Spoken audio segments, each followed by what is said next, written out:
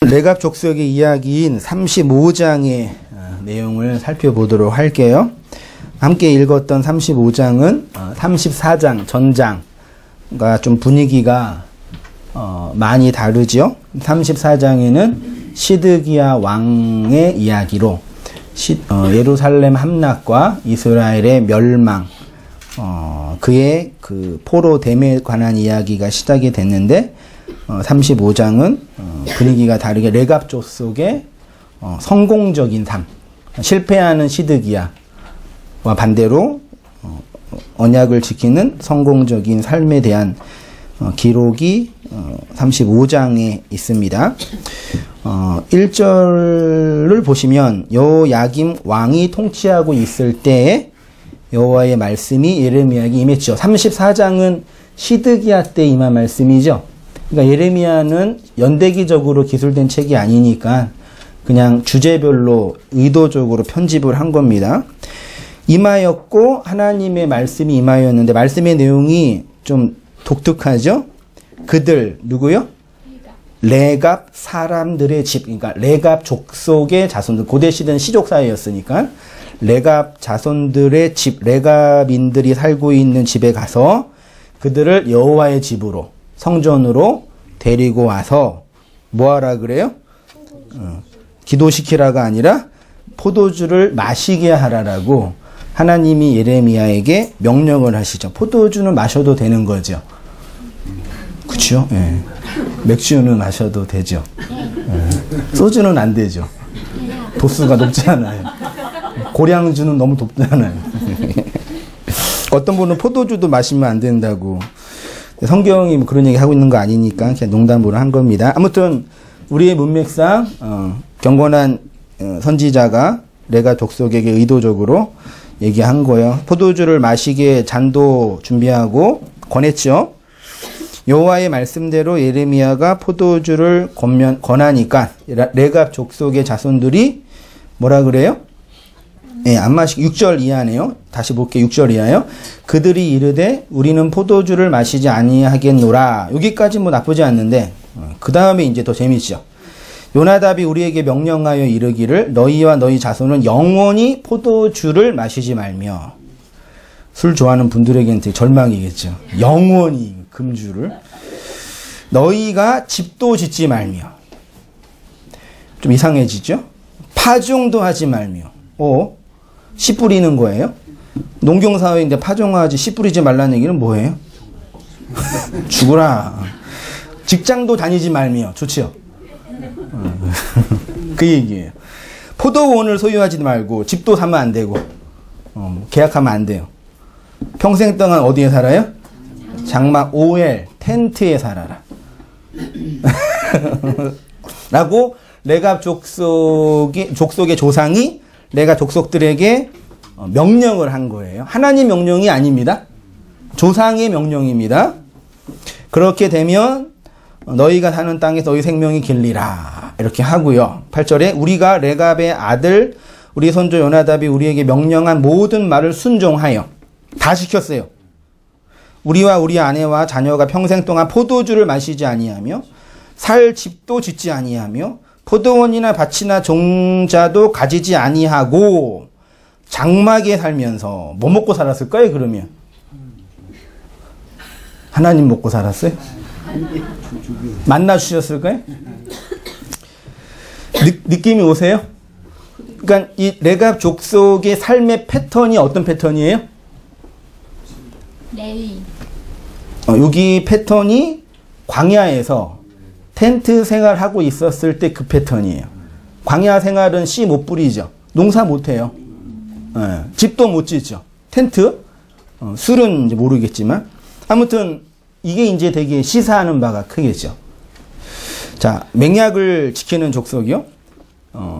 그 이유는 그들의 선조와 맺은 맹약 때문인데, 그 맹약은 영원히 포도주를 마시지 않는 것과 뿐만 아니라 집도 짓지 않고, 파종도 하지 않고 포도원을 소유하지도 않고 평생 동안 장막에 사는 것이었고 그렇게 하면 머물러 사는 이 땅입니다. 오타입니다. 제가 이번에 좀 원고를 좀 급작스럽게 쓰느라고 오타가 좀 있어요. 이렇게 티가 항상 나더라고요. 뭐든지 빨리 하면요. 땅에서 생명이 길리라. 예레미야가 레가 족속의 이야기를 기록한 이유는 무엇 때문일까요? 특별히 34장과 35장에 있는 얘기입니다. 이스라엘은 하나님과 맺은 언약도 상황에 따라서 얼마든지 폐기 처분하는 민족이었는데, 족속이었는데, 레갑 족속은 하나님도 아니에요. 조상과 맺은 맹약도 아니죠. 명령이죠. 맹약을 열심히 지켰다라는 걸 의도적으로 에둘러서 말하고 싶지 않았을까라는 생각을 해보게 됩니다. 그러면서 당대의 종교 기득권 세력들을 향한 조소와 비판을 하고 있는 것이다. 왜 그런지는 또 말씀드릴게요. 그러니까 이스라엘 백성들은 여호와 하나님과 맺은 언약을 버리고 불순종의 길을 가고 있는데, 어떤 이들은 말씀에 순종했다. 그러니까 하나님 말씀 너무 어려워요, 못 지켜요. 하나님 말씀 너무 힘들어요, 못 지켜요. 그게 핑계가 돼요, 안 돼요? 율법을 지키는 건 너무 어렵다니까요. 하나님께 순종하는 건 불가능해요. 그럼 목사나 할 일이지. 목사도 못해요. 어떻게 평신도가 한다고. 그렇게 말하시는 분 많이 있어요. 그 신명기에서도 내 명령은 어려운 게 아니다. 니네가 못 지키는 이유는 하나님의 말씀이 입과 마음이 없기 때문에 못 지키는 거다. 얘기해 주셨잖아요. 얘가 레갑 족속 지킬 수 있으시겠어요? 물론 그러면 이제 레갑 족속이 자신들이 평생 지켜온 이 맹약의 내용이 뭐냐? 그게 중요하겠죠. 그럼 우리도 레갑 족속처럼 이렇게 살아야 되냐? 돼요? 아니면 이렇게 살려고 노력 정도는 해야 되냐? 볼게요. 레갑 족속의 자손들이 평생 지켜온 맹약의 내용을 한마디로 말씀을 드리면, 당대 종교 권력 구조, 종교 기득권 세력으로부터 나오라라는 것입니다. 좀 이해되세요? 이게 수긍이 되시는지를 갑자기 이게 종교 권력 구조가 왜 나오냐 그렇게 질문할 수 있는데, 정확히 말하면 우상을 숭배하는 종교 권력 구조에서 나오라 라는 것이라고 저는 여겨집니다. 이것이 무슨 말이냐면, 이제 볼게요. 가나안에 정착한 이스라엘 백성들을 계속 괴롭혔던 죄는 뭐라고요? 네.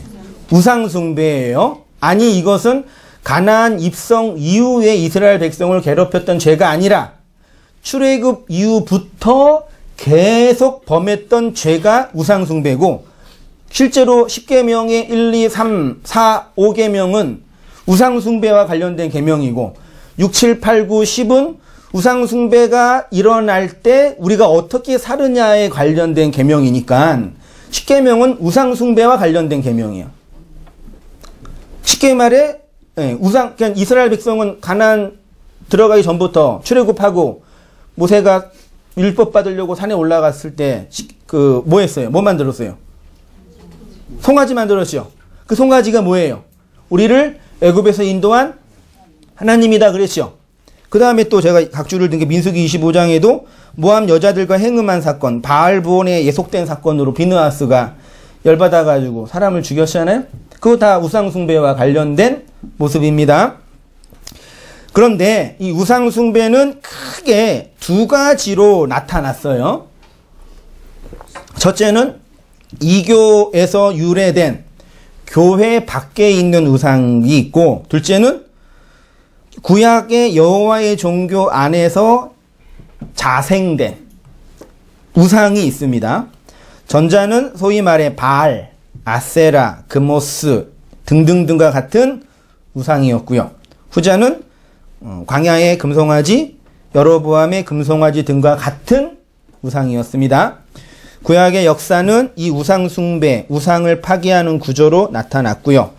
대다수의 종교의 헤게모니를 장악한 자들은 자연스럽게 자신들의 종교 권력을 위하여 우상 숭배 프로그램을 만들어 놓고, 대다수의 백성들은 그 우상 숭배 프로그램에 현혹이 되지요. 그러면서 하나님은 그렇게 우상을 숭배하는 이스라엘 백성을 심판하고 우상이 파괴되죠. 그러면 다시 종교가 개혁이 되겠죠? 그 개혁은 완벽하게 안 되니까 어느 정도 개선이 되면 또다시 반복되는 역사가 교회 역사 속에 늘 있었던 거죠. 자, 이 페이지요. 우리의 역사 속에서도, 이거 보세요. 그런데 이런 역사의 반복은 성경뿐만 아니라 2000년의 교회 역사 속에서도 그대로 나타났답니다. 그거는 우리 개인의 역사 속에서도 동일합니다. 그래서 지혜로운 자들은 역사를 통해서 진리를 배우죠. 그렇죠? 성경을 통해서 진리도 배우지만, 그러니까 성경도, 성경이라는 텍스트가 있죠. 경전이라는 텍스트가 있죠. 그 텍스트 자체만 냅다 외우고 그것만 해석하면 안 돼요. 네. 성경도 역사 속에서 흘러온 거니까 반드시 역사적인 배경, 역사적인 해석이 가미돼야 됩니다. 지난주에 말씀을 드렸어요. 그런데 아이러니하게도 대부분의 사람들은 역사를 통해서 아무것도 배우지 못해요. 그래서 어떤 역사학자는 그런 얘기를 해요. 우리는 역사를 통해서 진리를 배울 수 있는데 역사는 우리에게 뭘 교훈하냐면 어떤 사람도 역사를 통해서 진리를 배우지 못하는 것을 역사를 통해서 배운다. 진짜예요. 흘러가는 시간 속에 그러니까 해 아래 새 곳은 없잖아요. 우리가 고민하고 아파하고 슬퍼하는 모든 것들은 이미 이전 세대가 경험했던 거고 단지 겉모양만 조금 바뀌었을 뿐이에요. 진짜 그러거든요. 그래서 로이드 존스, 목회자들의 목사라고 인정받았던 로이드 존스가 신학생이나 목사들에게 그렇게 많이 권면하고 부탁한 게 뭐냐면 제발 교회사 좀 보세요 그랬어요. 성경만 보지 말고 성경도 안 봐서 문제겠지만 교회사 좀 제발 보세요 그랬어요. 그 모든 강연과 설교에도요. 근데 실제로 교회사를 공부하는 신학생이나 목사가 없지는 않겠지만 많이 없죠. 교회 성장 세미나 훈련은 하고 이것저것 교회 성장에 도움이 되는 건 하지만 이만한 필립 샤프의 10권 넘는 그런 만 페이지 한 권에 한 1000만 페이지 넘는 그런 책을 누가 읽겠어요? 신학교 때 안 읽으면은. 그런 거 공부하는 게 낫겠어요? 어디 세미나 가가지고 300명 돌파 훈련 해가지고. 그게 낫겠어요? 누구 욕하고 비난하는 게 아니라 그런 거 막 공부하는 목사도 고리타분하게 생각하기도 하더라고요. 근데 신학뿐만 아니라요, 철학이나 인문학이나 우리 각각에 있는 그 학문에서도요, 고전이 가장 기초예요, 사실은요. 그래서 로이드 존스 목사도 100년 전에 책을 읽어야 된다. 항상 그랬어요. 물론 현대 책도 읽어야 되지만, 그 고전을 되게 강조했어요. 교회사 뿐이겠습니까? 원어 공부하라, 번역 성경 참조하라, 신학과 신학사 연구하라. 항상 그랬거든요. 그러니까 저는 옛날에는 언어가 많이 발전하지 않았고 이게 컴퓨터 프로그램이 이렇게 안 됐을 때는 원어 공부하려면요 이런 히브리어 사전 성경을 이따만큼 보관해가지고 알렙 들어가지고 막 찾고 그래야 돼요. 그 학자들은 그렇게 공부했거든요. 그래서 소재 자체가 이렇게 어마어마했어요. 근데 지금은 인터넷이랑 이 정보와 지식을 이렇게 집정화, 엑기스화 할 수 있어가지고 이런 CD 플레이어 하나만 있으면 거기에 번역 성경 10가지. 히브리어, 헬라어 콘텐츠 텍스트가 다 있단 말이에요. 그래서 뭐만 하면 돼요? 컴퓨터 집어넣고 킨 다음에 커서를 눌러서 똑똑똑 해가지고 오늘도 본 거 누르면 다 나와요. 각주가요. 그래서 요즘은 제 생각으로는 목회자나 설교자가 원어를 공부 안 하고 신학 공부 안 하는 건 그건 아주 큰 죄인 것 같아요. 시간 투자하고 노가다에 노가다. 목회는 노가다다. 제가 존경하는 어떤 목사는 노가다 목회하지 말라고 그랬는데 요즘 들어 목회는 노가다다. 이게 다 노가다예요. 시간을 투자해서 정보를 모은 다음에 정보를 모았죠. 공부를 모았죠. 모은 걸 어떻게 해야 돼요? 목차에 맞추어서 논리를 해가지고 핀 다음에 성도를 잘 이해할 수 있는 대로 풀어내는 거. 그건 시간이 필요하거든요. 그럼 막 고차원의 학문이 필요한 것도 아니에요. 근데 이제 그거를 여러분이 이제 생업이 있어서 못하고 또 관심도 없기도 하시고 그러지만 목사는 설교하는 직업이라 근데 안 하잖아요. 왜 안 하겠어요? 귀찮아서요? 물건을 누굴 위해서 만드는 거예요? 생산자가 중요해요? 소비자가 중요해요? 물건은 소비자가 사용하는 거잖아요. 소비자가 싫어하는 거 이거를요. 싫어하니까 생산자가 만들어요, 안 만들어요? 그러니까 여러분은 대단한 소비자예요. 뭐 생산 소비자 해가지고 너무 이렇게 비꼬는 게 아닙니다. 그런 의미에서는 성도들이 말씀을 듣고 경청해야 할 성도들이 이미 이상한 길로 빠져 있는 거예요. 제가 그 인터넷으로는 이게 소통을 안 하려고는 하는데 페이스북에 가끔 공부한 걸 이렇게 그냥 재미삼아 나 보라고 올려놓거든요. 이번에 이제 바르트 그 책을 번역된 거를 보면서 막 그 하나하나 고민해서 올려놨거든요. 바르트의 그 읽다가 이제 감동이 된 거를요. 올려놓는데 이제 보통 이제 페이스북 친구들, 소위 말해 인터넷 친구분들은 막 아멘하고 좋아요, 그리고 막 해요. 뭐 그렇게 하는데 그 어려운 거 올려놓으니까 어떤 분이 왜 이렇게 어려운 거 올려놨냐고. 복음은 어린아이도 쉽게 이해할 수 있는 건데 학자들이 괜히 빌빌 꼬아서 만들어 놨다고. 복음은 모든 사람들이 쉽게 이해할 수 있는 거예요? 어디 말도 안 되는 그런 얘기를. 그 누구한테 배웠겠어요, 그거를요? 그 교회 담임 목사한테 배운 거죠. 그러니까 복음은 모든 사람이 쉽게 이해할 수 있는 언어가 아니에요. 그러니까 어린아이가 이해 못한다는 얘기는 아닌데, 물론 이제, 솔직히 뭐, 100년 전의 책이고, 라틴어 있다가, 뭐 독일어 있다가, 한글로 번역됐으니 그 번역이 얼마나 힘들겠어요. 문장도 안 끝나. 한글로 보면 문장도 안 끝나요, 어느 때는요. 번역 어떻게 하는지 모를 정도로. 그런 건 이해할 수는 있죠. 그러니까, 모르는 거를 공부하고 신학을 배우는 이런 작업이 아주 직업 목사나 그 학자들의 어떤 자기 자랑 정도로 이해하는 것 같아요. 그게 만연된 한국교회의 현실이라니까요. 제가 무슨 얘기를 하겠어요, 그래서. 그냥 그렇게 있었죠. 안 해요, 그래서요. 제가 뭐, 그냥, 이런 걸 왜 썼을까, 제가? 그렇게 권면을 해도 사춘기 아이들에게 공부하라, 방치어라, 동생과 싸우지 말라, 말하면 들어요, 안 들어요? 귓구녕이 뚫렸는지, 막힌 거죠? 아니, 진짜 뚫려가지고 들어왔다 나가는 거예요, 이렇게. 사춘기 소녀도 아닌데 참 힘들어요, 그래서. 말하고 싶은 건 뭐냐면, 그가 정말 원하는 그것만 들어요, 사람들은. 그래서 성경이 들을 만한 사람들만 듣는다. 그러는 듯 하기도 합니다. 여러분도 아시다시피 우리가 믿는 기독교는 개신교이지요. 정확히 말하면 그리스도교라고 해야 합니다. 가톨릭, 구교, 신교, 기독교, 그리스도교, 개신교, 구약종교, 유대교, 연약종교, 아브라함의 종교, 이런 용어와 개념의 차이를 잘 이해하고 계시나요? 대충. 신앙이 성장한다는 건 대충 이해하는 게 아니라 의미의 개념이 세분화되는 거예요. 단어의 개념이 세밀화되는 거예요. 마치 세포가 분열이 되면 진짜 중요해요, 여러분. 생명이 자란다는, 이렇게 정자와 난자가 만나면 뭐가 돼요? 수정란이 생명인가? 아니, 그럼 윤리니까 모르겠고. 하나예요, 하나. 놀랍죠? 얘가 어떻게 자라요? 세포? 분열. 1분열, 2분열, 계속 분열하죠. 이렇게 분열한대요. 그래서 나중에 분열돼가지고, 여기는 머리, 여기는 뭐, 가슴, 여기는 다리 해가지고, 약간 형상이 쫙 나오죠.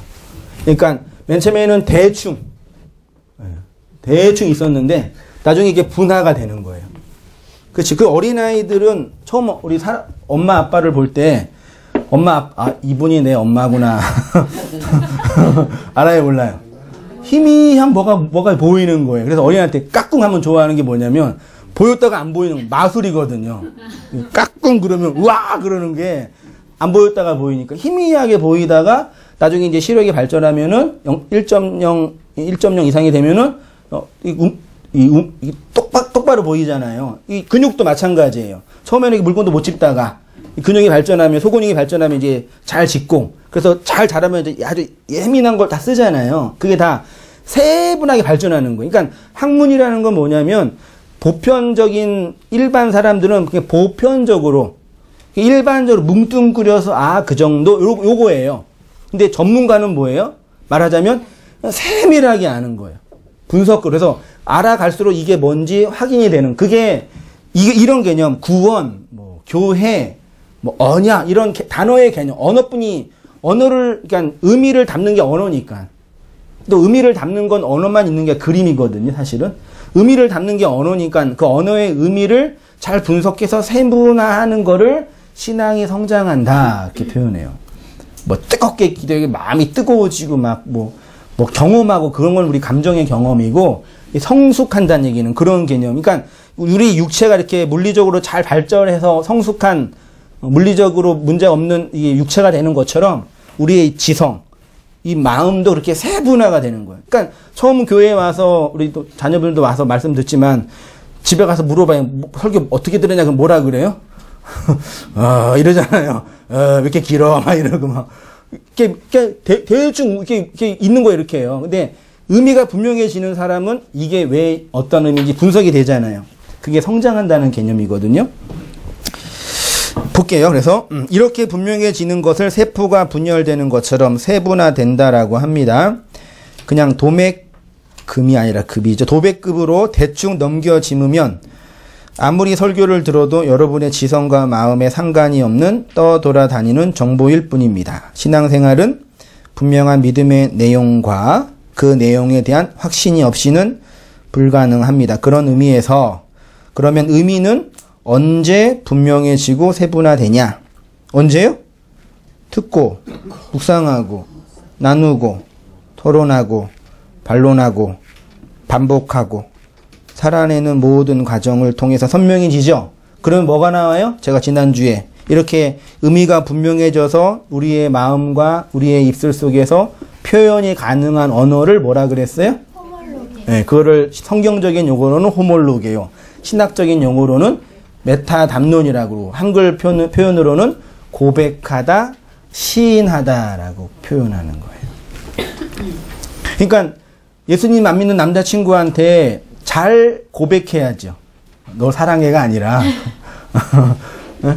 그러니까 이게 말씀을 들었는데, 오래 들었는데도요, 이게 그런 거예요. 넌 이 교회 왜 다녀? 이렇게 이상한 교회 왜 다녀? 물어본다고 쳐요. 그럼 뭐라고 답해야 돼요? 한승희 목사가 너무 좋아. 그러면 돼요? 네. 그게 아니라 그런 신학적인 내용과 언어적인 내용을 잘 담고 설명해 줘야 되잖아요. 이해되시죠? 그렇게 되려면요, 이런 거 듣고 묵상하고 나누고 하는 얘기를 계속 반복하면서 이렇게 재생산돼야 돼요. 그게 성장이에요, 그게요. 그게 성숙되는 거예요. 자, 이러한 인식의 발전을 성장, 성숙이라고 하고, 그렇게 잘 성장하고 성숙하시는 성도님 되시기 바랍니다. 왜냐하면 제가 이제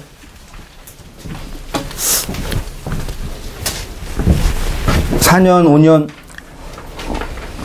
개척하고 말씀 사역하면서 많은 우리 청년들, 성도님들 뵈면서 많이 들으셨는데 왜 이렇게 잘 이렇게 성숙되어지는 모습이 없을까?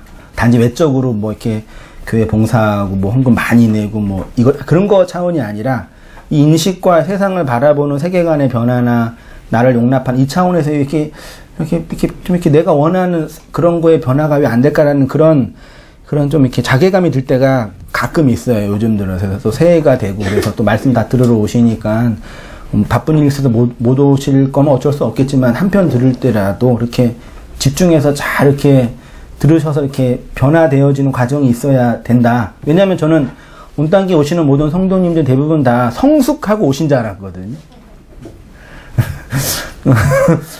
누가 억지로 오신 분들이 아니라 다 이렇게 신학적으로 고민하고 설교를 듣다가 또 인터넷에서 설교 잘하시는 목사를 듣다가 찾다가 오시는 분들이라 다 이렇게 어느 정도 성숙하고 온전하고 그런 줄 알았는데, 물론 그런 분들도 많이 계시지만 거의 대부분이 다 그런 분이죠. 근데 여전히 많은 분들은 이렇게 그렇게 희미하게 보고 이렇게 뭐가 보이긴 보이는데 기복주의는 아닌 것 같다 이러고 계시는데 정확하게 못 보는 것 같아요.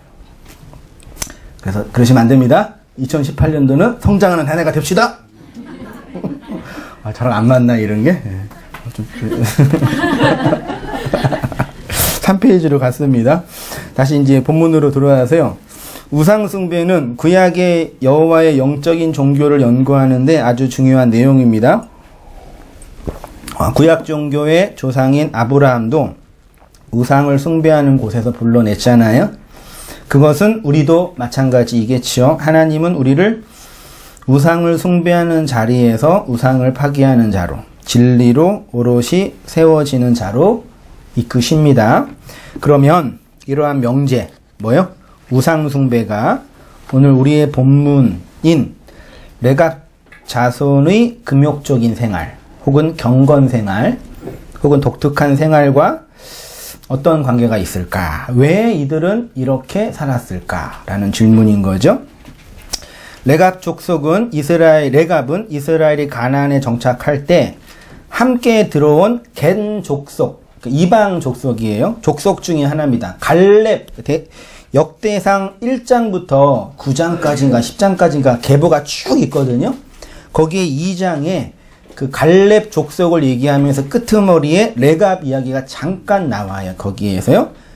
예레미야가 이들의 맹약을 중요하게 다루는 이유는 모두들 우상을 숭배하는 왜곡된 종교에 갇혀 있을 때 대부분의 사람들이 우상을 숭배하는 왜곡된 종교, 자생된 이단이든 외부에서 들어온 우상 숭배든 왜곡된 종교에 갇혀 있을 때 과감히 그 자리에서 나왔기 때문입니다. 그런데 이러한 것의 구체적인 행동이 포도주를 마시지 않는 것과 집을 짓지 않는 것과 씨를 뿌리지 않는 것과 포도원을 소유하지 않는 거죠. 이거 한마디로 뭐예요? 뭐 안 하는 거예요? 느낌 오세요? 농사를 안 하는 거예요. 그러니까 이스라엘 백성이 가나안으로 들어갈 때 가나안 문명은 철기 문명이었고 농경 문화였거든요. 이스라엘 백성은 애굽에서 종살이하고 있다가 40년 동안 광야에서 돌면서 무슨 문명이었어요? 유목민족이죠. 유목민족이 정착해서 땅을 일구는 건 불가능해요, 사실은요. 진짜 어렵거든요. 그런 상황인데 다시 나오란 얘기예요. 가나안 들어갔잖아요. 야, 레갑 족속 니는 다시 나와. 그러니까 이걸 물리적으로 그들은 나왔겠죠. 그래서 어딘가 들어가서 텐트를 치면서 유목하면서 살았겠죠. 물리적으로. 우리도 그렇게 해야 되냐?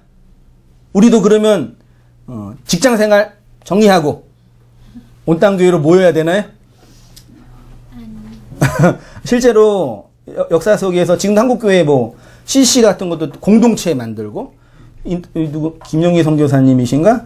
그분도 복음학교 만들어서 세미나나 말씀 사경회 때 은혜 확 바짝 받으면 이제 자매들 이렇게 예쁜 자매들 이렇게 헌신시키는 거죠. 그래서 직장생활 정리하고 복음학교 들어가서 한 4년 5년 헌신하죠. 나오면 뭐 할 수 있어요? 경력 단절이 되는 거예요. 선교사뿐이 선교사 나쁜 건 아니지만 그 되게 큰 사회적인 문제, 실제로 지금 그런 게 때문에 그것 때문에 힘들어하는 분들 많이 저렇게 봤어요.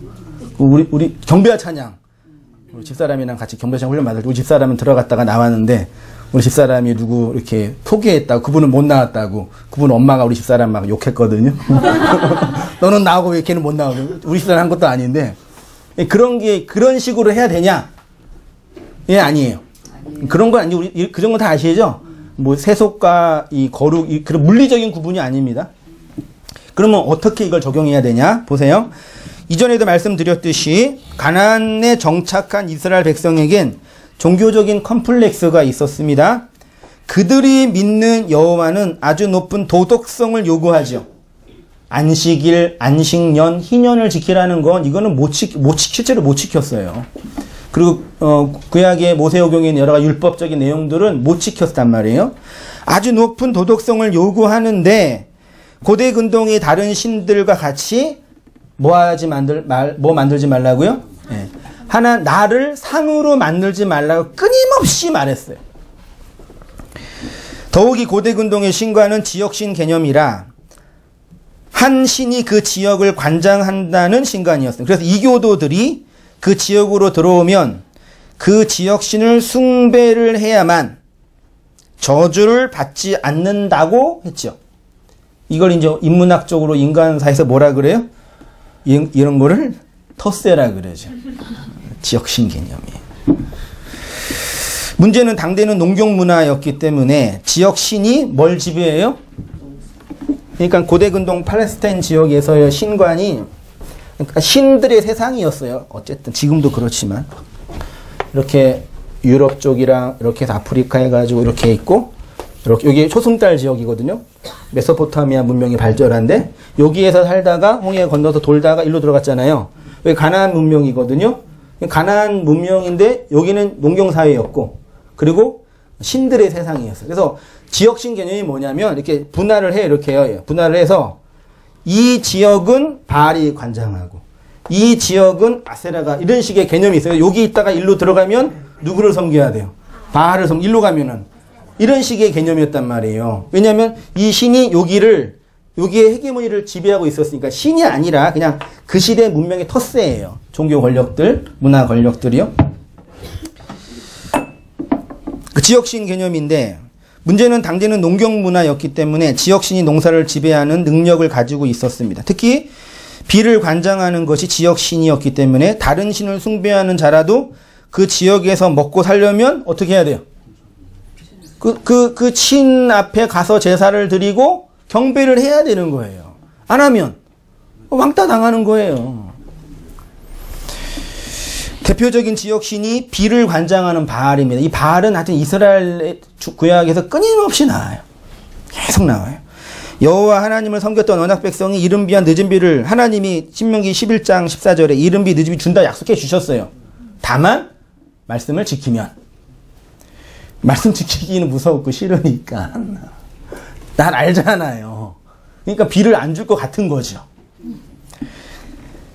지금 당장 먹고 살아야 되니까 바알 산당에 가서 바알 신에게 제사 드리는 거예요. 근데 문제가 뭐냐면 바알 숭배 종교 예식에는 산당에, 신당에 성전 창녀가 있어서 헌제자가 창녀와 관계를 맺는 종교 예식이 있었어요. 남녀가 그렇게 관계를 맺을 때 바알이 그거 보고 흥분해가지고 사정을 하는데, 그 사정이 뭐라고요? 비예요. 멋있죠? 웃을 얘기가 아니라니까요. 그래서 우상을 숭배는 반드시 성적인 문란함과 반드시 연결돼요. 이거는 가나안 문명뿐만 아니라 모든 인류의 문명에는 반드시 연결되어 있어요. 호세아의 부인인 고멜도 이러한 바알 성전에서 문파는 창녀가 아니었을까. 그러니까 성을 돈으로 사는 건 지금 우리나라 법에도 불법이죠. 그러니까 왜 이게 문제냐면, 성이라는 이게 상품화가 되면 성을 소비하는 사람은 어떤 사람이에요? 헤게모니를 갖고 있는 사람이 권력자. 그리고 그걸로 먹고 사는 사람은 아무것도 힘도 없는 사람이에요. 고대나 지금이나 그게 마찬가지란 말이에요. 지금도 이렇게 막년회 하고 신년회 하고 1차로 어디 가요? 1차로 밥 먹으러 가잖아요. 밥 먹고 2차로 술집 가죠. 노래는 술 마시고 해야지 잘 되죠. 술 마시고 노래방 가는데 그 다음에 이제 어디로 가요? 룸이 있는 곳으로 가죠. 룸이 있는 곳에 뭐가 벌어지겠지? 잘 생각해 보세요. 그러니까 고대 시대 바알 성전이 지금 한국에 어디에 있어요? 룸사롱이요? 강남에 그대로 있는 거예요.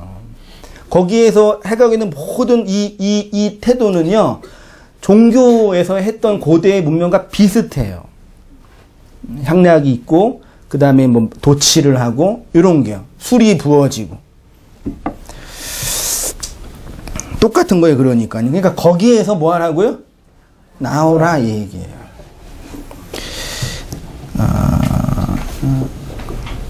역사적으로 볼 때 우상숭배는 반드시 그 시대의 문화, 특히 권력 지배 구조와 관련되어 있습니다. 당대 헤게모니는 농경사회였기 때문에 땅을 중심으로 형성된 농업이 메이저였고, 땅이 있는 사람이, 그거 소작농이 아니라 상업과 목축은 천민이 하는 거였죠. 우리나라도 이상하게 왜 그런지 모르겠는데 장사하는 사람이랑 목축하는 기술을 갖고 있는 사람을 우습게 봤었죠, 옛날에는요. 지금은 좀 나아지고 있지만, 레갑 족속의 결단은 바알을 숭배할 수밖에 없는 농업을 포기하고 상업과 목축으로 그 생계 수단을 바꾼 거죠. 근데 이거는요, 그냥 지금 장사하는 정도가 아니라요, 완전한 메이저에서 나오는 거라니까요. 근데 되게 역사의 아이러니는 뭐냐면요, 철학을 공부하고 철학사를 공부하는데 학자들이, 철학자들이, 신학자들이 세워놓은 거대한 이 문명을 있잖아요. 사상을 누가 퍼나라는지 알아요? 장사꾼들이 퍼나랐어요. 그러니까 원래 농경사회는 토착화가 됐기 때문에 그 지역에만 있잖아요. 근데 장사하는 사람들은 어떻게 해요? 왔다 갔다 해야 되니까 가면서 문명을 가지고 가는 거예요. 그러니까 그 안에서 부패하고 썩었던 헤게모니를 지배했던 사람과 다른 방식의 삶의 이 체계를 만드는 거죠. 이건 그대로 오늘 똑같다니까요. 자, 아무튼 뭐 그랬습니다. 실제로 바알 숭배를 파괴하는 종교개혁을 주도했습니다. 왕하 10장 15절 좀 길지만 보세요. 예후가 이스라엘, 북이스라엘의 왕입니다. 거기에서 떠나가다가 자기를 맞이하러 오는 레갑의 아들 여호나답을 만난지라 그의 안부를 묻고 그에게 이르되 내 마음이 내 마음을 향하여 진실함과 같이 내 마음도 진실하냐 하니 여호나답이 대답하되 그러하나이다. 이르되 그러면 나와 손을 잡자. 손을 잡으니 예후가 끌어 병거에 올리며 이르되 나와 함께 가서 여호와를 위한 나의 열심을 보라 하고 이에 자기 병거에 태우고 사마리아에 이르러 거기에 남아있는 바 아합에게 속한 자들을 죽여 진멸하였으니 여호와께서 엘리야에게 이르신 말씀과 같이 되었더라. 예후가 뭇 백성을 모으고 그들에게 이르기를 아합은 바알을 조금 섬겼으나 예후는 많이 섬기리라. 그러므로 내가 이제 큰 제사를 바알에게 드리고자 하노니 바알의 모든 선지자와 모든 섬기는 자와 모든 제사장들을 한 사람도 빠뜨리지 말고 불러 내게로 나오게 하라. 모든 오지 아니하는 자는 살려두지 아니하리라 하니 이는 예후가 바알 섬기는 자를 멸하려 하여 계책을 씀이라. 예후가 바알을 위하는 대회를 거룩히 열라 하매 드디어 공포되었더라. 예후가 온 이스라엘의 사람을 두루 보내었더니 바알을 섬기는 모든 사람이 하나도 빠진 자가 없이 다 이르렀고 무리가 바알의 신당에 들어가매 바알의 신당 이쪽으로부터 저쪽까지 가득하였더라.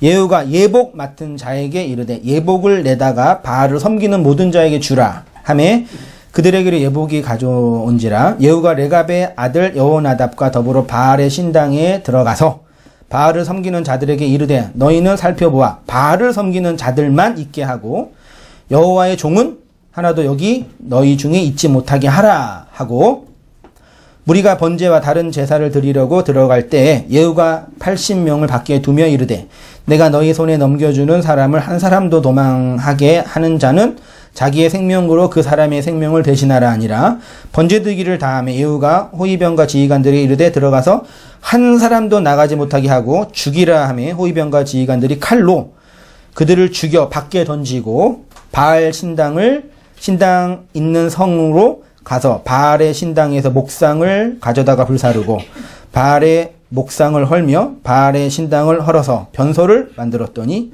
오늘까지 이르리라. 예후가 이와 같이 이스라엘 중에서 바알을 멸하였으나 그러나 이스라엘에게 범죄하게 한 느밧의 아들 여로보암의 죄 곧 베델과 단에 있는 금송아지를 섬기는 죄에서 떠나지 아니하니 외부에 있는 우상은 파괴했는데 속에 있는 우상은 파괴 못해. 물론 정치적으로 볼 때 예후는 반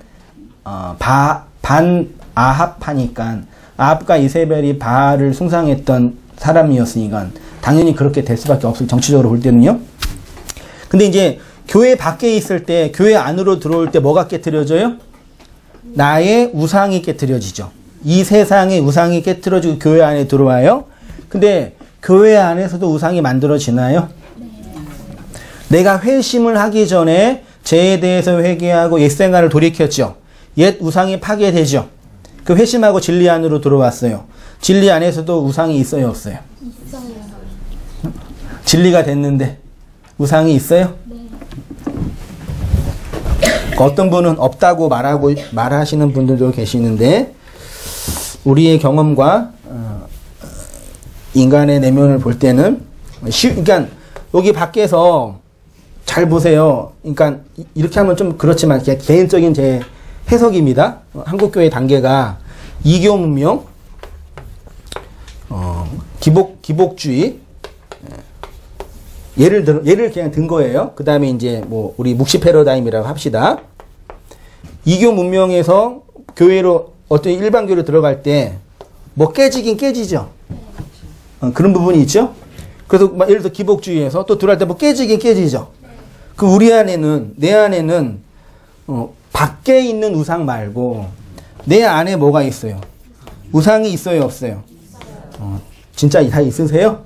없다고 하시는 분들이 있어가지고 저는 난 있는 거 같은데 없다고 하니까 이분을 내가 모르니까 뭐라고 없어! 막 주장할 필요 없어. 그러니까 어떤 다 그렇게 하시니까 동의할 수 있는데 이 우상이 우리의 내면이 있잖아요. 이게 우리 본성, 본능은 좀 부정적인 용어죠. 혹은 욕망, 좀 부정적이죠. 욕구, 욕정. 근데 사실 그 욕이라는 개념이 우상을 만드는 집합소예요. 그렇죠? 근데 그거는 선, 악의 문제가 아닙니다. 전혀 문제가 아닌데 이게 그건데 밖에서 뭐가 들어올 때 이게 우상이 된단 말이에요. 그래서 우리의 본능 안에 이 금욕을 하면 될 것 같은 그런 이렇게 그 욕망의 가치를 이걸 자르면 될 것 같아요. 어느 정도 들어오는 게 없으면 덜 돼요. 그건 분명 우리의 경험인데. 근데 분명한 건 우리 안에 욕이 있단 말이에요. 그러니까 이걸 어떻게 해야 돼요, 그러면요? 이걸 잘라요? 거세를 해요? 어떻게 해야 돼요? 자르려고 노력을 해야 한다. 좋은 말씀입니다. 어떻게 해야 돼요? 우리 속에 병이 있어요. 병이 있단 말이에요. 근데 병은 못 고쳐요. 어떻게 해야 돼요? 같이 살다가 병이 커지면 죽잖아요. 그러니까 어떻게 해야 돼요? 잘 다루어야죠. 이게 위기 관리 방식이 뭔지 아시죠? 위기의 근원을 완벽하게 없애지는 못하지만 요게 막 커져서 막 나를 막 장악하고 다른 사람까지 죽이지 못하도록 적절하게 그래서 경건한 우리 믿음의 선배들이 그런 식의 탁월한 방법을 만들어낸 것이 뭐 재죽임의 교리, 자기 깨어짐의 방식이라고. 그게 다 맞는 건 아니지만 경험적으로 그래요. 근데 묵시 패러다임 안에 있는 분들은 어떤 착각을 하는 분들이 있냐면 여러분은 다 있다고 하셨지만 없다고 하는 분들도 계셨어요. 나는 이미 완벽하게 됐고 그리스도의 의와 나의 의를 혼란하는 것이요. 그렇게 말하는 분도 계셔요. 근데 그렇게 말한다고 하니까 그게 틀렸다고 제가 막 주장하지는 않지만 저의 경험과 우리의 경험은 완벽하게 그러면 진짜 죽는 거라니까요. 그런 의미에서는요.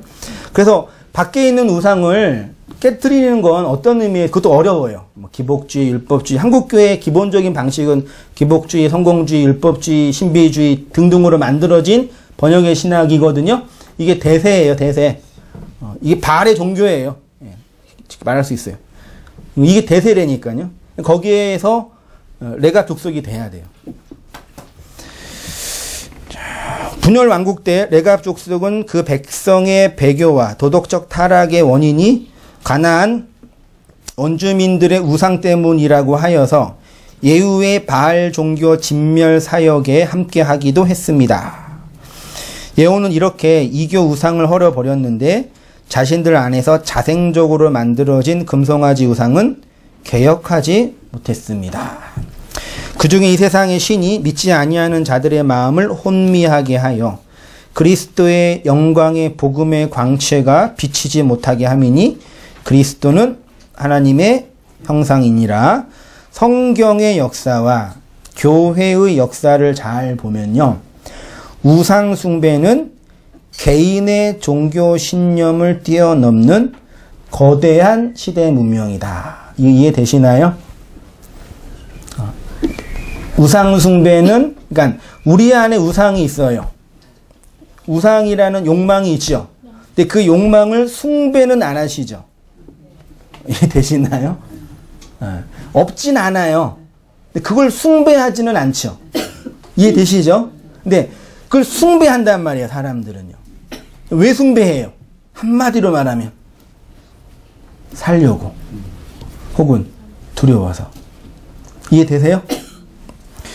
근데 이게 나 개인의 문제는 그것도 어렵지만 해결하기가 좀 쉬워요.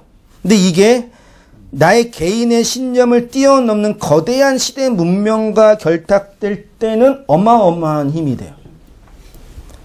그래서 개인의 신앙도 매우 중요하지만 무슨 신앙이 중요하다고요?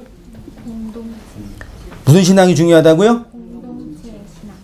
어저께 밤에 우리 큰아들이 아파서 못 왔지만 갑자기 눈이 탱탱 부어서 막 집에 들어왔어요. 밤에 놀러 갔다고 나갔는데 누구랑 싸웠나? 누구한테 실현당했나? 그래가지고 그러니까 영화를 봤대요. 너무 울었대요. 그래서 무슨 영화를 봤다니까. 우리 신과 함께 슬퍼요? 네, 마지막에. 아, 그것도 슬퍼요? 근데 그걸 안 보고 1987을 봤대요. 네, 그건 저는 웬만하면 영화관 가서 돈 내고 슬픈 영화는 안 보거든요. 왜 돈 내고 힘들게 울어요? 사는 것도 힘든데. 근데 좋은 영화니까 꼭 보세요. 네, 같이 보세요. 되게 우리 대한민국의 한 사람으로서 우리 고통이었으니까. 근데 그게 이제 1987 그 민주항쟁의 대통령 직선제 바뀌면서 박청철 군의 그 죽음과 함께 연관된 거잖아요. 그러니까 보세요. 나의 개인적인 신념을 따라 사는 거랑 이게 공동체적인 어떤 합법적인 원리가 되는 게 30년 지났다니까요. 그때 박정철 군이 그때 뭐 의도적으로 한 건 아니겠지만 한 개인이 자기의 신념을 따라 사는 것이 이 나라 전체의 어떤 민주화에 도움이 될 거라는 기대를 하고 하진 않았겠죠. 젊었고 혈기가 있고 자기 신념을 따라 샀고 심지어는 어떻게 왔는데 맞아가지고 죽은 거니까. 어떤 의미에서는 그 고문치사를 받으면서요. 그래서 개인의 신앙과 공동체의 신앙을 좀 생각해야 하는데 보세요. 신학생의 고민 보세요. 제가 신학교 때 밤새워 공부한 것 중에 하나가 종교개혁 전의 개혁자들이라는 주제입니다. 저의 고민은 이것이었습니다.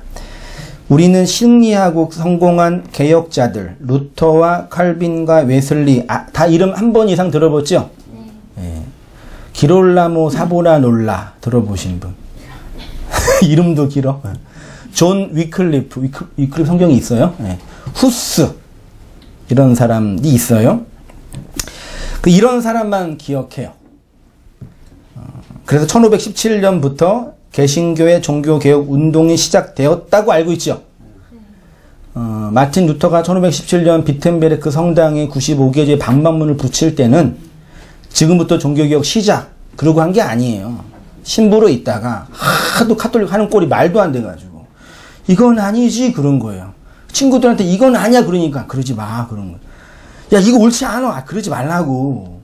근데 성경을 연구하다가 그 진리에 압도당하니까 그냥 열받아서 그냥 붙인 거예요. 그냥 딱 붙이고. 대단한 거예요. 그 중세 카톨릭의 시퍼런 칼날이 있었을 때 중세 지금도 카톨릭은요. 교황의 교설 혹은 어떤 집단의 교설에 따라서 설교를 해야 돼요. 여기에서 서 있는 사제가 말을 할 때 그런지 잘 모르겠지만 그때는 교설을 따라 해야 돼요. 딴 얘기하면 이단 일로 와. 너 뭐 한 거야 지금? 이렇게 얘기하지 마. 그렇게 교정을 받아요. 한국교회도 그런 상황이거든요. 근데 그런 상황에서 그냥 이렇게 붙인 거 보면은 대단한 똘끼인 거죠. 어떤 의미에서. 나쁜 말로는 똘끼지만 좋은 말로는 진리에 대한 열정. 그 이전에 이름도 없이 수많은 개혁자들이 고문을 당하고 살해를 당하였다는 것을 알게 되었습니다. 이들은 당대 가톨릭과 제대로 싸우지도 못하고 무참히 살해당하든지 산속으로 들어가 숨어 지냈든지 했습니다. 그 중세교회사나 교회 기독교 제약사나 등등을 보면서 뭐라 그러지 고문도구 보면요 끔찍해요. 그러니까 성당 아래 감옥이 있었다니까요. 예배당 아래 감옥이 있어서 거기에서 그 말도 안 되는 그 인권 유린을 막 한 거예요. 너 마녀야 아니야? 말해. 아니에요. 마녀잖아. 계속 그러면서. 너 뭐 했어? 계속 그런 식으로. 그런 시대에 그렇게 혼자 붙인 거는 어마어마한 거죠. 저의 고민은 그거였어요. 이들이 칼빈보다 더 공부를 안 해서 종교개혁을 실패했을까요? 설교를 더 영감 있게 못했기 때문에 덜 헌신했기 때문에 중요한 것은 개인의 영역과 공동체 집단의 영역에 관한 것입니다. 쉽게 말해 우상 숭배는 개인의 영역이 아니라 그 시대의 문명과 관련돼 있어요. 맞나요? 네. 그래서 우리 옛날 어르신들도 그 유교 사회에서 제사할 때 그 가족의 뭐 장남이나 그러면 제사 드려야 되잖아요. 안 드리면은 막 파문당하고 나갔잖아요. 똑같아요. 그 집단의 어떤 거대한 힘이란 말이에요. 그 한국교회가 볼 때, 그러니까 슬퍼요. 그 종교교가 아니라 그 민주화 운동을 할 때 그 중요한 정보를 들고 있는 사람이 이 중요한 정보를 터뜨릴 사람을 누구를 고를까 하다가 개신교 목사는 제꼈다니까요. 이 중요한 정보를 누구한테 갖고 가야 되냐? 이걸 누가 보호할 수 있냐? 누가 군사 정권한테 아부 안 하면서 정말 참된 진리를 전할 수 있냐? 고민할 때 누구한테 갔어요? 가톨릭이나 성공회 그 신부한테 갔다니까요. 거기에서 해가지고 만들어진 거예요. 개신교는 거기에 대해서 물론 진보 개신교 진영은 이제 혼란도 했지만 안 그랬단 말이에요. 오히려 하나님 모든 권세는 하나님이 주신 권세라고 그 권력에 순종해야 한다고 그렇게 얘기를 했어요. 그래서 개신교가 부흥한 것 같아요. 슬프지 않나요? 열심히 교회에 부흥만 시킨 거예요. 근데 여러분 이거 해결 안 하면요. 교회의 가장 중요한 이거 가치 있잖아요. 지금 벌써 끝나고 있다니 한국교회가요. 웬만한 교회 가면요. 젊은이들, 학생들, 뭐 20대, 30대는 이미 없어요. 뒤에서 이렇게 부교육자들 보면은 하얀 밭이에요, 그냥 다. 나이 든 게 나쁘다는 얘기가 아니라요. 그러니까 이 시대의 문명 속에서 아파하고 있는 현실에 부딪히고 있는 사람들에게는 이게 어떠한 대안도 안 되는 거예요. 개인의 영역이 아니라 그 시대의 문명과 관련되어 있습니다. 루터가 종교개혁에 성공할 수 있었던 것은 루터 개인이 특별하게 잘나서가 아니라 그 시대가 자연스럽게 변화되고 있었어요. 맞죠? 그러니까 이걸 우리 개인적으로 적용을 하자면 우리 인생을 살다가 내가 아무리 노력해도 안 되는 거 있죠? 네. 그 누구 때문이에요? 시대를 잘못. 내가 할 수 있는 영역 이상의 것이 있잖아요. 그거 가지고 안달복달 하지 마세요. 뭐 말로는 쉽지. 그러니까 내가 아무리 노력해도 그 이상의 것이 있죠. 집단 윤리라 그래요. 윤리적으로 볼 때는요. 그거는 내가 아무리 해도 안 돼요. 하나님도 안 고쳐주세요. 이해되시죠? 그걸 어떻게 조정하고 받아들이냐가 되게 중요한 문제라니까요. 개인적으로. 개인적으로 적용할 때는요. 그래서 보세요. 루터가 로마 가톨릭의 교설과 다른 얘기를 썼어요. 그때는 성경도 없었죠. 성경이 번역됐어요. 일반 시민이 성경을 읽을 수 있었어요. 설교를 썼는데 누가 글도 못 썼잖아요. 근데 글이 발전했어요. 그리고 인쇄술이 발전해가지고 글 써가지고 보냈단 말이에요. 이게 가능하니까 종교개혁이 퍼질 수 있었던 거예요. 그래서 카톨릭과 경쟁하여서 그 경쟁에서 승리함으로 개신교 문명을 세울 수가 있었던 거죠. 그렇죠?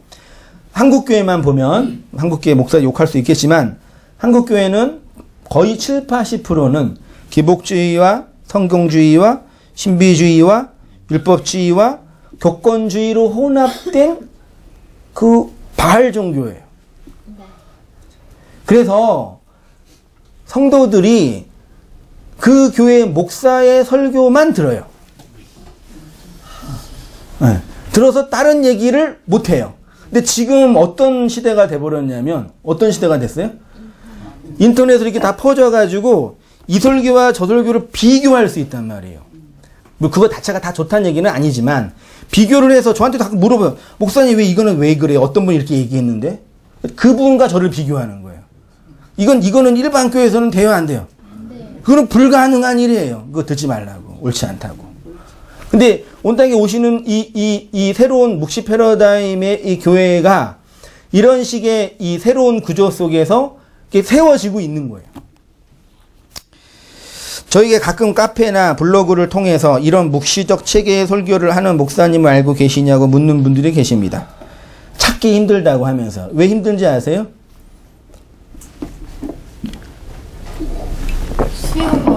수요가 안 돼서요? 좋은 얘기네. 고마워요. 예. 수요가 안 되는 곳이 블루오션인 줄 알았는데 나는 이거 레드오션이야. 진짜. 포기했어요. 걱정하지 마세요. 죽든지 살든지. 물론 이제 수요가 없기 때문도 있지만 지역교회가 이런 묵시 복음의 체계로 세워지는 것이 왜 어렵냐? 한 사람의 개인의 신학과 신념으로 믿는 것과 그것을 공동체의 신념으로 체계화하는 것은 달라요. 예를 들어서 한 개인의 묵시 복음을 이해했어요. 개인적으로 변화되는 것과 공동체적인 변화는 달라요. 목사라는 존재는 개인의 영역이에요? 공동체의 영역이에요? 목사라는 직은 공직이에요. 공무원이 아니라 공적인 업무. 전 여기에서만 목사라고 부르지. 제가 딴 데 가서 일하는 데서 저한테는 한 목사 안 해요. 한 사장님. 아저씨. 그냥 거기는 제 개인으로 있는 거잖아요. 공직의 그런 의미에서. 목사는요. 예를 들어 기복주의 교회에 다녔던 성도가 인터넷으로 책으로 묵시복음을 깨달았어요. 그럼 어떻게 하면 돼요? 다 경험했잖아요. 나와도 되고 안 나와도 돼요. 거기에서 불순분자로 그냥 종교생활을 하고 성가대도 하고 봉사도 하고 은혜는 또 묵시복으로 받고. 누가 뭐라 그래요? 가끔 설교 들을 때 화가 나지만 20분만 참으면 되니까. 길지도 않잖아요 거기는. 누가 뭐라 안 해요. 너는 왜 진리를 깨달았는데 거기에 머물러 있냐고 누가 비난해요? 저 가끔 그랬는데 별로 안 듣더라고요. 그냥 개인의 영역이란 말이에요. 문제될 거 없습니다. 근데 부목사나 담임 목사가 깨닫기도 어렵겠지만 혹시 그런 책이나 인터넷을 통해서 복음을 깨달았으면 어떻게 해야 돼요? 똑같이 하면 돼요? 그렇게 하는 분이 계시던데? 미국의 그 김수선 목사 설교 로마서 강해쯤인가 어떤 분이 목사가 진리를 깨달았는데 그런 식으로 설교하면 거의 다 떠난다고. 설교는 설교대로 하고 믿으면 믿음대로 사는 거예요. 그게 가능하나요 그게? 놀라운 그 기술이 있으신 분이에요. 아니면 복음을 자기 멋대로 해석하든지. 그 목사라는 공직은 그렇게 못한단 말이에요. 그래서 그 교회를 자신의 신념으로 개혁을 하든지 아니면 개혁 못해요. 쫓겨나요. 아니 성도가 다 나가더라고요. 우리 목사가 변했다고. 목회는 왜 해요? 교회를 세우려고. 근데 그 묵시복음은 교회를 못 세워요. 이 아이러니 이해되시나요? 그걸 집사람이 이 진리를 알고 나서 저한테 진심 어리게 권면을 했어요. 여보 그만해. 안 되겠어. 진짜라니까. 이게 본능적으로 알아요 이거를요. 이건 안 될 거구나. 실제로 자신의 신념으로 목회를 하려면 부목사나 담임 목사는 쫓겨나게 돼. 목사가 생존을 위한 직업이죠. 네. 목사는 직업이에요. 직업으로서의 공직이란 말이에요. 나오면은 공적인 일을 못 하잖아요. 직업적인 일도 못 하고. 그런데 목사는 왜 하냐? 공적으로 목회를 하려고 해요. 요즘에 요즘 공부 잘하는 애가 그 학과 어디 가요? 공부 제일 잘하는 애 우리나라에서. 0.1등급이 어디 가요 보통이요? 의대도 아니에요. 외과 의사 별로 안 좋아해요. 치대를 가요. 그 치과 의사는 다 똑똑한 사람이에요. 근데 사실 치과는 이렇게 똑똑한 것도 중요하면 기술이 필요하거든요. 이게 손으로 이렇게 막 해야 되니까요. 진짜 똑똑한 사람만 가잖아요. 그 뭐 나쁜 거 아니죠. 왜 가요 거기 그 학생이? 에이 사 나쁘시네. 대한민국의 영혼들의 이빨의 건강을 위해서 헌신하려고 하는 거예요. 아니에요? 내 아들이 공부 잘해가지고 치대 간다 그러면 제가 보낼 거 아니에요. 그럼 왜 보내겠어요? 아빠는 돈 못 벌지만 너는 많이 벌어서 아빠한테 BMW 사달라고 그러겠죠. 그렇죠? 근데 갔단 말이에요. 가서 한 이유는 이 좋은 직업을 얻어서 돈을 많이 벌겠다라는, 혹은 돈을 많이 벌어서 명예를 얻겠다는 어떤 그런 신념으로 가잖아요. 그게 칠해간 목적이에요. 맞지요? 근데 이제 요즘에 인터넷에 강창용인가 강창석인가 양심치과 의사, 인터넷에 되게 유행이에요. 예를 들어서 이빨 하나 견적이 50만 원을 치잖아요. 일반 그 치과에서. 그분한테 가면 5만 원이에요. 어디 가겠어요? 그러면 50만 원 부르는 데는 뭐 하는 거예요? 사기. 과잉 진료. 뺏겨 먹는 거죠. 근데 치과에 간 목적이 뭐예요? 그럼 어떻게 살아야 돼요? 목적을 이루기 위해서는 돈을 많이 벌려고 적당하게 붙여서 이렇게 상품을 만들어서 돈을 벌어야 되잖아요. 근데 그렇게 안 하는 건 치과에 간 목적과 위배되잖아요. 그래서 그분은 병원도 사람들 많이 가긴 가는데 이문이 안 남기잖아요. 그게 어떻게, 보통 치과 의사 가면은 키가 번쩍하고 상담하는 예쁜 여직원이 있고 상담 다 해주고 그렇게 하잖아요. 근데 거기는 그분 혼자 다 해먹어요. 다 해먹어서 상담도 해주고 돈도 받고 혼자 다 해. 힘들어 죽겠는 거예요. 새벽부터 오니까요. 그러니까 그런 식으로 하려면 치과 의사 하겠어요, 안 하겠어요? 공부 잘하는 애들이. 안 해요. 그래서 이게 문제란 말이에요. 왜 목사를 왜 해요? 뭐 돈을 많이, 그게 아니라 자기가 믿고 있는 개인적인 종교 신념, 이 진리에 대한 신념을 펼치고 교회를, 지역교회를, 역사 속에서 현실교회를 세워서 확장시키려고 하는 거잖아요. 그러려고 신학교 가서 돈 내고 헌신하고 공부하는 거예요. 근데 진짜 진리를 배웠는데 내가 했던 목적 자체가 망가진단 말이에요. 이게 삭제가 된단 말이에요. 그 누가 목회를 하겠어요? 그러니까 성도들이 개인적으로 진리를 받고 진리를 이해하고 이 세상에서 생업을 가지고 먹고 사는 문제는 개인적으로 신앙생활을 하는 거랑 상관이 없는 거예요. 문제될 게 하나도 없단 말이에요. 근데 공직을 하는 입장에서는.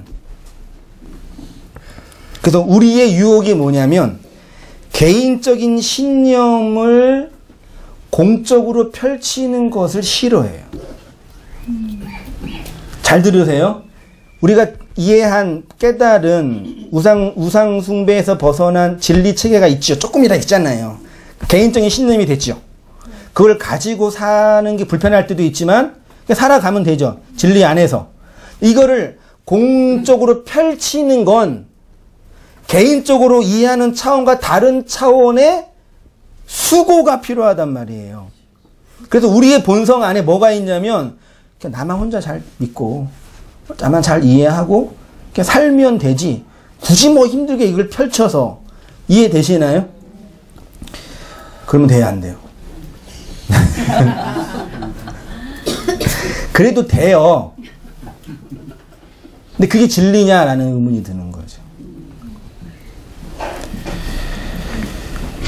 그래서 묵시복음을 이해하는 분들 중에 어떤 분이 그런 저한테 질문을 했어요. 막 기복주의에서 벗어나서 이제 진리 안에 들어왔는데, 목사님, 이 묵시적인 패러다임 속에 있는 성도들이요, 너무 개인적이에요. 너무 이기적이라고. 이해되시나요? 네. 혼자 사는 게 편해요? 같이 사는 게 편해요? 혼자 사는 거.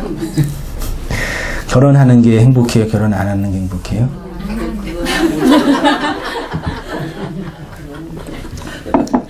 혼자 사는 게 편하잖아요. 외롭잖아요. 안 외로워요.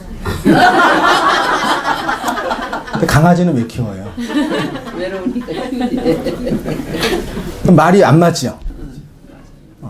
혼자 사는 게 안 외로우면 요즘 강아지만 키우나? 고양이도 키우고 뱀도 키우고 하여튼 악어도 별거 다 키우더라고요. 그 키우면 나쁜 거 아닙니다. 그럼 나쁜데 그 상황을 보자는 얘기예요. 점점 젊은이들이 이제 결혼 꾸질꾸질하게 막 결혼해가지고 막 싸우고 볶고 막 죽이고 살리고 애 키우는 거 힘들기도 하잖아요. 막 그러고 보니까 너무 힘드니까 그냥 아싸리 뭐 인생 길게 살 것도 아닌데 뭐 하고 싶은 거 하다가 살아. 나쁘지 않아요.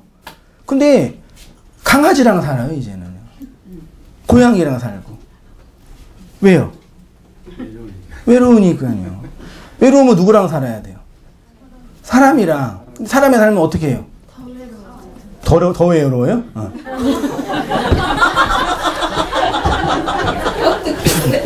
아직 좋은 남자를 못 만나서 그런 거야.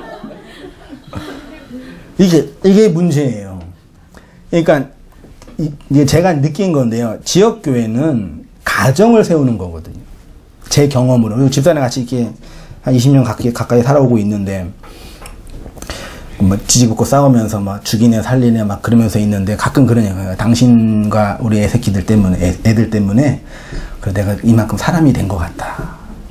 그러니까 혼자 살 때는 그 부딪히면서 그냥 내 개인적인 욕망에 따라서 살면 문제가 없잖아요. 근데 같이 사니까 이게 절제가 되고 공격을 당하면서 고통도 받지만 또 한편으로 뭐가 돼요? 이렇게 성장을 해요. 성숙을 하고 좋은 말로 이렇게 사람이 되는 거죠. 그래서 가끔 내가 너 사람 만들어줬다고, 옆분에 가면 축복, 내가 너 사람 만들어줬다고. 그렇게 되는 거죠. 그러니까 이 진리체계 안에서 들어온 분들이 내가 경험한 이 진리체계가 너무 소중하고 충격적이어서 좋은데, 내 개인적으로 갖고 있는 건 문제가 안 돼요. 근데 여러분 개인적으로 갖고 있으면 그거 어떻게 하는지 아세요? 잃어버려요. 실제로 어떤 죄를 범했는데 말을 못하는 사람이 아닌데 말을 못하는 사람으로 자기를 이렇게 위장한 거예요. 말을 못하는 사람 위장했는데 몇 년 지나서 진짜 말을 못하는 사람이 됐어요. 말을 안 하니까. 저희 아버님도 몸이 아프셔가지고 계시는데 재활치료를 안 받으면요 이 팔이 굳으세요. 점점점 굳는단 말이에요. 이해되시죠? 우리의 지성이나 우리의 마음도 이 진리 앞에서 끊임없이 이렇게 아파해야 되는데 그런 작업을 아예 정리 안 되니까요. 그래서 제 경험 속에서 이 묵시 패러다임 속에서 왜곡된 분들의 성향이 뭐냐면 딱딱하게 굳어요. 이렇게 얼굴에 인상이 없어진다는 게 이것도 굳는단 말이에요.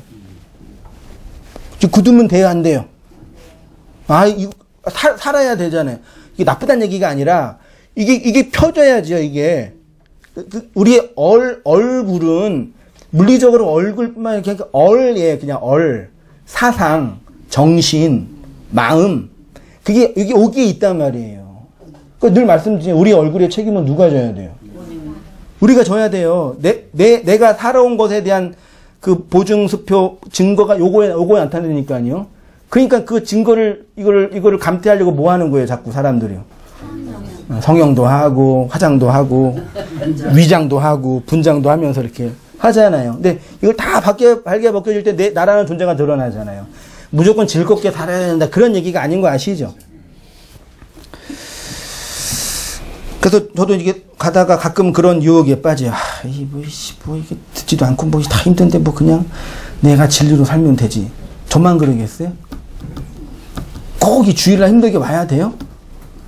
안 힘든데. 안 힘드세요? 내가 진리가 되는데 굳이 힘들게 막 가서 싫은 사람 얘기도 들으면서 들어줘야 돼요? 제 개인적으로 생각은 그거는 그렇게 가면 안 될 것 같아요.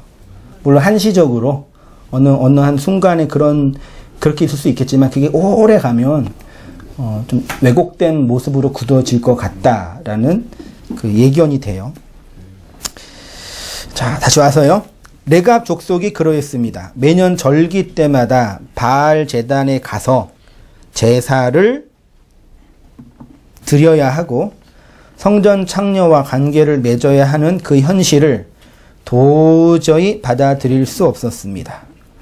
자신의 땅에서 농사를 안 짓고 살 수 없으니까 장막에 살면서 목축을 하든지 장사를 하든지 했어요. 그래서 하나님 우리를 이 바벨론 성에서 불러내는 거죠.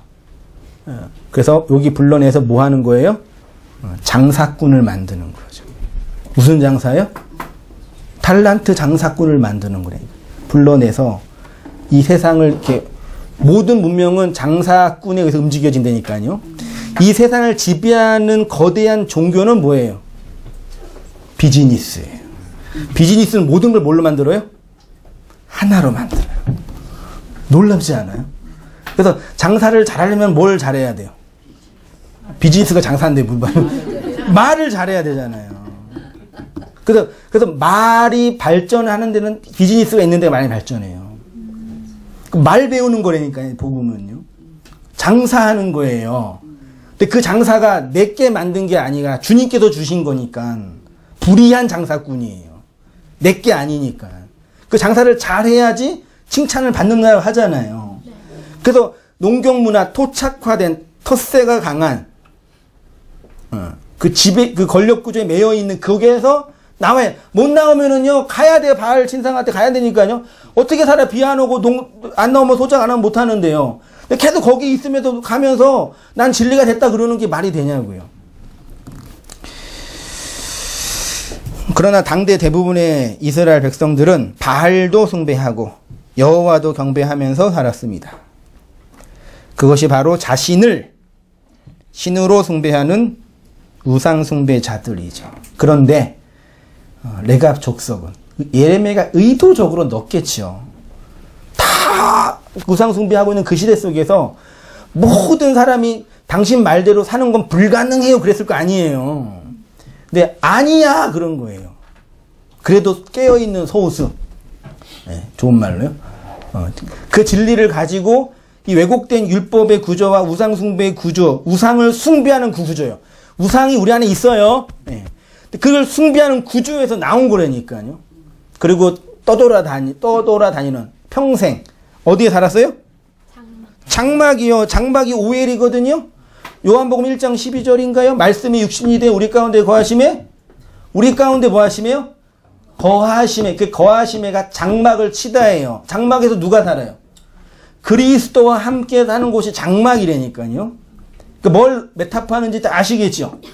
그러니까 이분들이 신약 교회처럼 그리스도와 연합하여 하나님 안에 거하는 언약을 담은 자가 된 거예요. 그 지금도 하나님은 그 일을 하고 계시잖아요. 내 안에서 하고 계시고 여러분 안에도 하고 계시잖아요. 가끔 자식 새끼 볼 때는 안 나는 것처럼 보이기도 해요. 진짜 이 인간 변할까? 된 분은 뭐 상관없겠지만 저는 아직 있어가지고 그렇지만 하나님은 일을 하신단 말이에요. 그러니까 너무 힘들어하지 마시고 지치지 마시고 잘 인내하시기를 바랍니다. 하나님은 오늘도 분명히 말씀하십니다. 우상의 숭배의 자리에서 돌아서라. 내가 너희 하나님이고 너희는 내 백성이다. 너희가 내 백성이니 내가 반드시 너를 우상 숭배의 자리에서 끌어내어 내 안으로 장막 안으로 들여보낼 거다. 그게 교회, 가정, 공동체. 그러니까 나랑 다른 사람들을 보면서 다른 것 때문에 화내지 마시고 같은 것을 공유할 수 있도록 노력하셔야 돼요. 특히 묵시 패러다임 안에 분들이 워낙 독특한 분들이 많이, 우리 교회는 아닙니다. 지역교회는 될 수가 없어요. 많이 거쳐간 분들을 이렇게 지금 지나서 이렇게 해석해 보면은 이게 안 되신 분들 정착을 못 하시더라고요.